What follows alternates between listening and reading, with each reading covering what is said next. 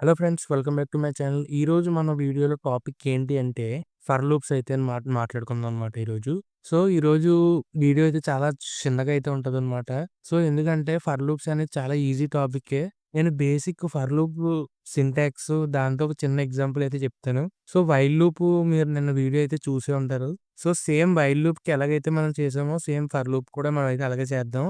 So, let's start our video. So, ముందుగా మీరు Python online compiler అయితే ఓపెన్ చేసుకోండి. సో, ఇందులో నేనైతే మీకు ఒక బేసిక్ ఫర్ లూప్ కావాల్సిన సింటాక్స్ అయితే చెప్తాననమాట ముందుగా. సో, అసలు ఈ ఫర్ లూప్ అనేది ఏంటి అంటే, మీరు ఒక రేంజ్‌లో ఉన్న దానితో మీరు ప్రింట్ చేయొచ్చనమాట. అంటే మీకు 1-5 అంటే ఇప్పుడు 1-5 ఉన్న మధ్యలో ఉన్న నంబర్స్ అన్నీ మీకైతే ప్రింట్ అవుతాయనమాట. సో, మీరైతే ఆ రేంజ్ అయితే ఇవ్వాలనమాట మీరు మధ్యలో. సో, మీకు ఒక ప్రోగ్రామ్ అయితే రాసి చూపెడతాను. సో దట్ మీకైతే ఒక క్లారిటీ అయితే వస్తదనమాట. సో, ఇప్పుడైతే మనం మాట్లాడుకుందాం. సో, ఇప్పుడు మనం ఏం చేద్దాము అంటే, ఇది ఫర్ లూప్ కాబట్టి ముందు ఫర్ అని అయితే మనం ఎతికించుకోవాలనమాట.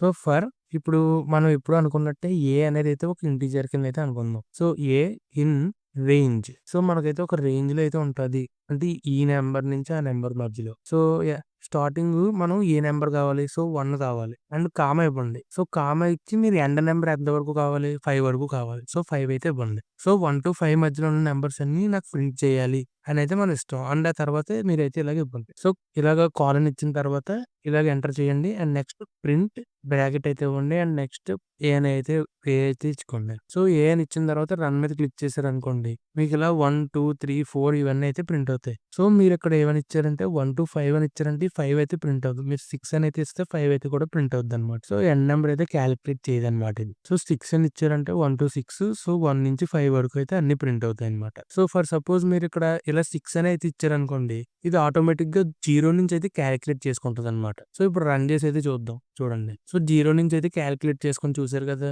సో, ఇదే ఫర్‌కి బేసిక్ సింటాక్స్ అనమాట. మీరు అలౌట్ చేద్దాము అని అనుకున్న వాల్యూ అయితే ఇవ్వండి.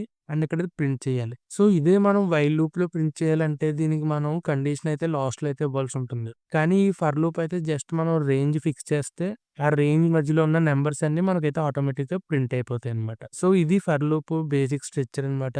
సో, మనం రేపొచ్చేసి బ్రేక్, కంటిన్యూ అనేది అయితే మాట్లాడుకుందాం. సో, ఈ బ్రేక్, కంటిన్యూ అనేది నేను మీకు వైల్ లూప్‌లోని, ఫర్ లూప్‌లోని రెండిటిలో ఎలాగా చెయ్యాలి అనేది చెప్తాను. ఒక బేసిక్ కోడ్ తీసుకొని. అండ్ మీకు ఎలాంటి డౌట్స్ ఉన్నా కింద కామెంట్స్‌లో అయితే చెప్పండి. So, that's it for this video friends. వచ్చే వీడియోలో అయితే మళ్ళీ కలుద్దాం.